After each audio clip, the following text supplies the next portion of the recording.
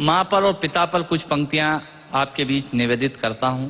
आप यहाँ जितने लोग बैठे हैं, मुझे नहीं मालूम कि किनकी माँ जीवित हैं और किन्होंने माँ को खो दिया, पर मेरा व्यक्तिगत मत यह है कि जिनकी माँ जीवित हैं, जिनके पिता जीवित हैं, वो दुनिया के सबसे संपन्न लोग हैं, वो दुनिया के सबसे अमीर लोग हैं, वो दुनिया के सबसे धनाढ्य लोग हैं।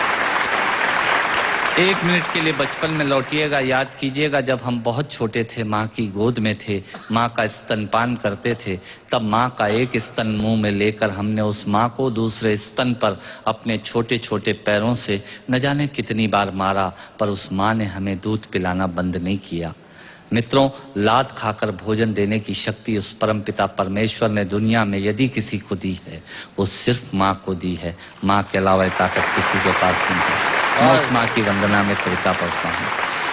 याद कीजिएगा उन दिनों में जब हम चौके में रसोई में बैठकर खाना खाया करते थे और माँ खाना बनाती थी, उस वक्त थाली पर बैठकर हमने जब भी इधर उधर देखा, वो माँ समझ गई और उसने नमक का डब्बा हमारी तरफ सरका दिया। हमारे बिना बोले को समझने वाली वो माँ, जब हम उसे खो देते हैं, वो माँ हमें बहुत याद आती है। वो माँ जो हमारे परीक्षा देते जाते वक्त दही की कटोरी लेकर शगुन बनकर आकर खड़ी हो जाती थी, उसे हम खो देते हैं। वो माँ हमें बहुत याद आती है। रमेश सोज की 4 पंक्तियां माननीय नेताजी यहाँ बैठे हैं, मैं पढ़ता हूँ। मुझे अच्छी लगती है कि बहुत रोते हैं लेकिन दामन हमारा नम नहीं होता, इन आंखों के बरसने का कोई मौसम नहीं होता, मैं अपने दुश्मनों के बीच भी महफूज रहता हूँ, मेरी माँ की दुआओं का खजाना कम नहीं।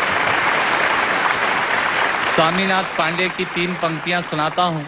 स्वामीनाथ पांडे ने 3 पंक्तियों का उपन्यास लिखा। अमिताभ जी बैठे हैं, जया जी बैठी हैं।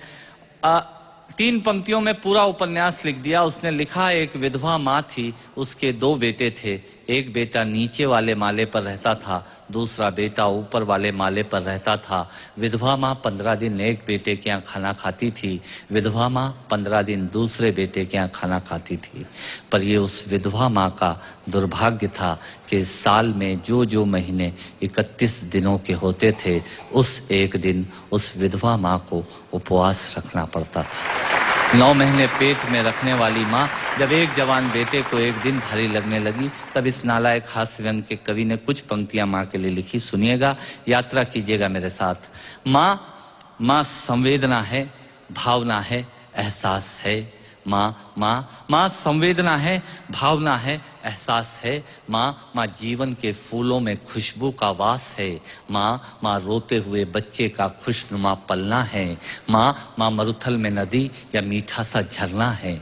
माँ मरुथल में नदी या मीठा सा झरना है। माँ लोरी है, गीत है, प्यारी सी थाप है। माँ पूजा की थाली है, मंत्रों का जाप है। माँ आंखों का सिसकता हुआ किनारा है। माँ गालों पर पप्पी है, ममता की धारा है। माँ झुलसते दिनों में कोयल की बोली है। माँ मेहंदी है, कुमकुम है, सिंदूर है, रोली है। माँ कलम है, दवात है, स्याही है। माँ परमात्मा की स्वयं एक गवाही है। माँ त्याग है, तपस्या है, सेवा है। माँ फूंक से ठंडा किया हुआ कलेवा है। माँ अनुष्ठान है, साधना है, जीवन का हवन है। माँ जिंदगी के मोहल्ले में आत्मा का भवन है। माँ चूड़ी वाले हाथों के मजबूत कंधों का नाम है। माँ काशी है, काबा है और चारों धाम है। माँ चिंता है, याद है, हिचकी है। माँ बच्चे की चोट पर सिसकी है। माँ चूल्हा, धुआं, रोटी और हाथों का छाला है। माँ जिंदगी की कड़वाहट में अमृत का प्याला है। माँ पृथ्वी है, जगत है, धुरी है। माँ बिना इस सृष्टि की कल्पना अधूरी है। तो माँ की ये कथा अनादि है, ये अध्याय नहीं है, और माँ का जीवन में कोई पर्याय नहीं, और माँ का जीवन में कोई पर्याय नहीं है। तो